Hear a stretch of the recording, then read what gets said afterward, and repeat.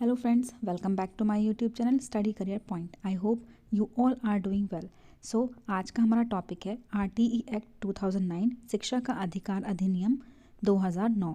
ठीक है, आज हम इसके करने वाले हैं टॉप 20 क्वेश्चंस जो मोस्ट ऑफ द एग्जाम्स में आपके आए हुए हैं। ठीक है, तो चलते हैं हमारे फर्स्ट क्वेश्चन की तरफ। देखिए फर्स्ट क्वेश्चन है हमारा, शिक्षा का अधिकार अधिनियम भारत में कब लागू किया गया। जो RTE एक्ट है वो आपका कब लागू किया गया था, तो आपका कब लागू किया गया था। यहाँ जो आपका राइट आंसर हो जाएगा वो हो जाएगा आपका ऑप्शन नंबर सी। ठीक है, 1 अप्रैल 2009 को। ओके, चलते हैं हमारे नेक्स्ट क्वेश्चन की तरफ। देखिए नेक्स्ट क्वेश्चन है हमारा, भारतीय संविधान में निम्न में से किस अनुच्छेद के अनुसार 6 से 14 वर्ष के बालकों की शिक्षा एक मौलिक अधिकार है। देखिए मौलिक अधिकार है, ये आपका कौन से अनुच्छेद में बोला गया है, तो ये जो आपका अनुच्छेद है वो कौन सा है आपका ऑप्शन नंबर, यहाँ पर आपका क्या आंसर हो जाएगा ऑप्शन नंबर सी। कौन सा आपका आंसर हो जाएगा यहाँ पर ऑप्शन नंबर सी, अनुच्छेद 21A। ठीक है, चलते हैं देखिए हमारे नेक्स्ट क्वेश्चन की तरफ। तो नेक्स्ट क्वेश्चन है हमारा, प्राथमिक विद्यालय के लिए शिक्षक व छात्र अनुपात निर्धारित किया गया है। देखिए पूछा है आपका प्राथमिक विद्यालय के लिए। ठीक है, प्राथमिक विद्यालय के लिए आपका छात्र और शिक्षक का रेशियो आपका क्या होना चाहिए। तो देखिए इसका जो आपके ऑप्शंस हैं वो हैं, तो यहाँ जो आपका राइट आंसर हो जाएगा वो क्या हो जाएगा, जो आपका निर्धारित किया गया है वो है आपका रेशियो 1:30। क्या आपका है यहाँ पर 1:30।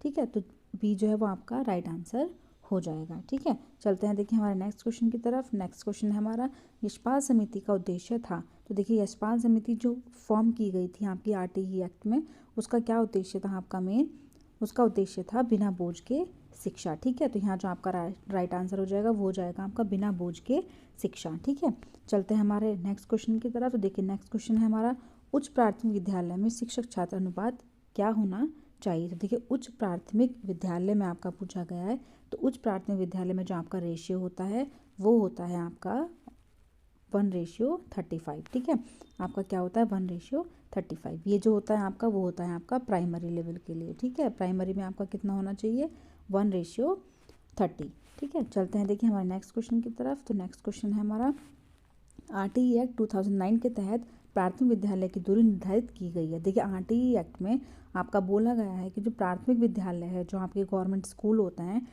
वो जो बच्चे का जो हाउस उसका जो घर होता है वहाँ से कितनी मिनिमम कितनी दूरी पर होना चाहिए, तो वो हो जाएगा आपका 1 किलोमीटर की दूरी पर। ठीक है, 1 किलोमीटर आपका जो होता है वो मिनिमम डिस्टेंस होनी चाहिए, मैक्सिमम डिस्टेंस जो होनी चाहिए सॉरी वो आपकी क्या होनी चाहिए 1 किलोमीटर होनी चाहिए, इससे ज़्यादा नहीं होनी चाहिए। ठीक है, चलते हैं देखिए हमारे नेक्स्ट क्वेश्चन की तरफ। तो नेक्स्ट क्वेश्चन है हमारा, RTE एक्ट 2009 में कितने अध्याय व कितनी धाराएं हैं। तो देखिए कितने अध्याय व कितनी धाराएं हैं, तो यहाँ जो आपका राइट आंसर हो जाएगा वो हो जाएगा ऑप्शन नंबर आपका सी।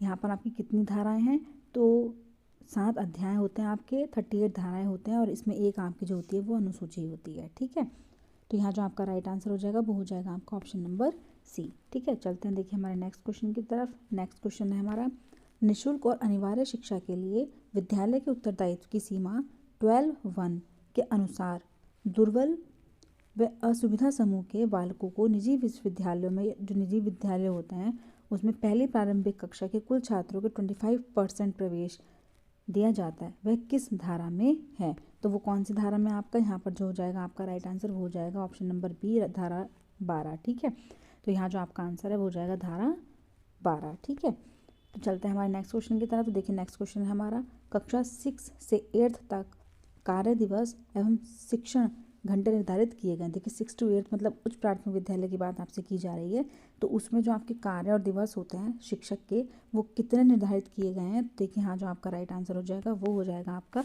220। तो उनके क्या होते हैं कार्य दिवस होते हैं, और 100 क्या हो जाता है उनका टाइमिंग। ठीक है, जो उनसे पूछा गया है, शिक्षण घंटे आपके जो होते हैं, जो शिक्षण घंटे हैं वो आपके कितने हो जाएंगे 1000। ठीक है, और जो आपका कार्य दिवस हो जाता है वो आपका क्या हो जाता है 220। ठीक है, चलते हैं देखिए हमारे नेक्स्ट क्वेश्चन की तरफ। तो नेक्स्ट क्वेश्चन हमारा है, शिक्षा विषय जो एजुकेशन टॉपिक है वो आपका कौन सी सूची में है। तो कौन सी सूची में आपका एजुकेशन टॉपिक आता है, जो शिक्षा विषय आपका वो कौन सी सूची में आता है, तो वो आता है आपका समवर्ती सूची, जो कंकरेंट लिस्ट आपकी होती है उसके अंदर में आपका आता है। ठीक है, चलते हैं देखिए हमारे नेक्स्ट क्वेश्चन की तरफ। नेक्स्ट क्वेश्चन है हमारा, शिक्षक के लिए प्रति सप्ताह कार्य घंटों की न्यूनतम संख्या कितनी होनी चाहिए। तो देखिए शिक्षक के लिए प्रति सप्ताह कार्यों की जो कार्य घंटों की जो न्यूनतम संख्या है वो आपकी कितनी होनी चाहिए, 45। जो न्यूनतम संख्या है वो आपकी होती है 45। ये जो क्वेश्चन है वो एग्जाम में मल्टीपल टाइम आपसे पूछा गया है, और इस लेक्चर में जितने भी क्वेश्चन आपके लिए गए हैं मोस्ट ऑफ द एग्जामिनेशन में वो क्वेश्चन आपसे पूछे गए हैं। ठीक है, तो इस लेक्चर को ध्यान से देख लीजिएगा, इससे बाहर ही शायद आपका कोई क्वेश्चन आए। RTE एक्ट में जो क्वेश्चन आपके पूछे गए हैं वो क्वेश्चन इस टॉपिक, जो ये सेशन है आपका 20 क्वेश्चंस का, इसमें से मिल ही जाएगा आपको। ठीक है, तो देखिए चलते हैं हमारे नेक्स्ट क्वेश्चन की तरफ। नेक्स्ट क्वेश्चन है आपका, प्राथमिक विद्यालय के कार्य दिवस निर्धारित हैं RTE एक्ट 2009 के तहत कितने निर्धारित हैं। तो देखिए इन्होंने पूछा है प्राथमिक विद्यालय में, पूछा है इन्होंने कार्य दिवस कितने निर्धारित हैं। तो देखिए जो आपका उच्च प्राथमिक होता है, ऊपर जो मैंने आपको बताया था उच्च प्राथमिक जो आपका होता है उसमें कितना निर्धारित था, उसमें आपका निर्धारित था 220। लेकिन जो आपका प्राइमरी होता है, प्राइमरी में आपका कितना हो जाता है 200। ठीक है, 200। तो यहाँ जो आपका राइट आंसर हो जाएगा वो आपका क्या हो जाएगा, 200 कार्य दिवस आपके होने चाहिए प्राइमरी में। ठीक है, ये जो होते हैं आपके, ये आपके होते हैं अपर प्राइमरी में। ठीक है, अपर प्राइमरी। चलते हैं देखिए नेक्स्ट क्वेश्चन की तरफ। हमारे नेक्स्ट क्वेश्चन हमारा क्या कह रहा है, RTE अधिनियम की किस धारा और उपधारा के तहत सरकारी स्कूल के शिक्षकों पर निजी ट्यूशन पढ़ाने पर प्रतिबंध लगाया गया है। देखिए शिक्षकों को निजी ट्यूशन नहीं पढ़ाना है तो उसके लिए एक धारा बनाई गई। ठीक है, उस धारा में बोला गया है शिक्षकों को कि उनको निजी ट्यूशन नहीं पढ़ाना है। तो वो आपका कौन सी धारा में बोला गया है, तो वो धारा आपकी है धारा नंबर 28। ठीक है, तो यहाँ जो आपका राइट आंसर हो जाएगा वो हो जाएगा ऑप्शन नंबर बी। ठीक है, चलते हैं देखिए हमारे नेक्स्ट क्वेश्चन की तरफ। नेक्स्ट क्वेश्चन है हमारा, RTE एक्ट 2009 के अनुसार कक्षा 1 से 8 तक यदि प्रवेश दिए गए सदस्यों की संख्या 200 से अधिक है तो विद्यार्थी एवं शिक्षक का अनुपात क्या होना चाहिए। देखिए अगर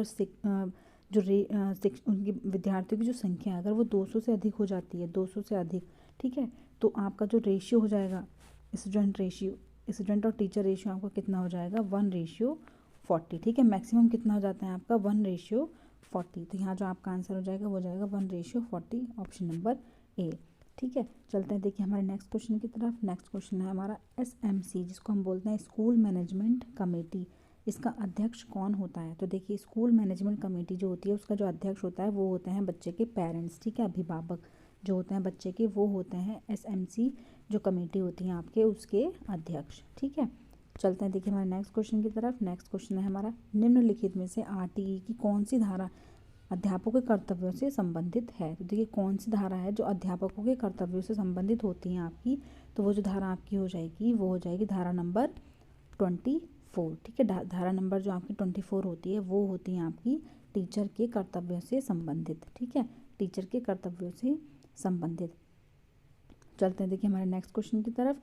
तो नेक्स्ट क्वेश्चन है हमारा, RTE एक्ट किस धारा में यह बताया गया है कि बच्चे को शारीरिक दंड देना प्रताड़ित माना गया है। देखिए कौन सी धारा में बच्चे को शारीरिक दंड नहीं देना है।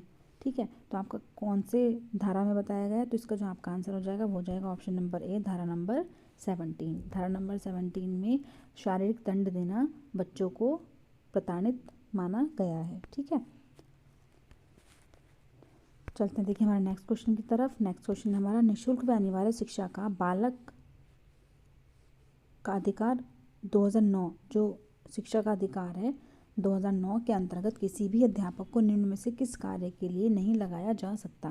देखिए जो निःशुल्क एवं अनिवार्य शिक्षा होती है उसमें बालक जो ये आपका 2009 जो अधिनियम होता है उसमें किस के अंतर्गत अध्यापक को कार्य के लिए नहीं लगाया। देखिए चुनाव संबंधित कार्य में टीचरों को लगाया जाता है। ठीक है, चुनाव संबंधी कार्यों में टीचरों को लगाया जाता है। उसके बाद आपदा राहत कार्य में भी लगाया जाता है। ठीक है, 10 वर्ष पश्चात होने वाली जनगणना, जो जनगणना आपकी होती है जनगणना में भी टीचरों को आपका लगाया जाता है। लेकिन जो पल्स पोलियो कार्यक्रम होता है आपका, पल्स पोलियो कार्यक्रम, इसमें जो है वो टीचर को आपका ड्यूटी नहीं लगाई जाती है। ठीक है, तो इसका जो आपका आंसर हो जाएगा वो हो जाएगा ऑप्शन नंबर डी। ठीक है, चलते हैं हमारे नेक्स्ट क्वेश्चन की तरफ। देखिए नेक्स्ट क्वेश्चन है हमारा, शिक्षा बिना बोझ के सूत्र वाक्य सर्वप्रथम किस रिपोर्ट में प्रस्तुत किया गया था। देखिए बिना बोझ के शिक्षा, ये आपका किस में लिया गया था, आपका यशपाल कमेटी 1993। तो यहाँ जो आपका राइट आंसर हो जाएगा वो हो जाएगा आपका ऑप्शन नंबर सी। ठीक है, चलते हैं हमारे नेक्स्ट क्वेश्चन की तरफ। नेक्स्ट और लास्ट क्वेश्चन है हमारा, ठीक है, CWSN जो चिल्ड्रन विद स्पेशल नीड्स बालक कौन है। Children with special need. तो इसके जो ऑप्शन है आपके वो हैं आपके गरीबी रेखा से नीचे जीवन यापन करने वाले, या फिर विशिष्ट आवश्यकता वाले बालक, वंचित वर्ग के बालक, या फिर अधिगम पठार से संबंधित बालक। तो यहाँ जो आपका राइट आंसर हो जाएगा वो हो जाएगा आपका ऑप्शन नंबर बी। जो विशिष्ट आवश्यकता वाले बालक होते हैं आपके वो होते हैं आपके सी, जो children with special need. Children with special need वाले जो होता है स्पेशल नीड, ठीक है, तो वो जो हो जाते हैं आपके वो होते हैं विशिष्ट आवश्यकता वाले बालक। ठीक है, तो हमारा लेक्चर जो है वो यहीं कंप्लीट होता है। ऐसे ही और वीडियोस के लिए मेरे साथ बने रहिए। मेरे चैनल को लाइक और सब्सक्राइब कीजिए। Thank you.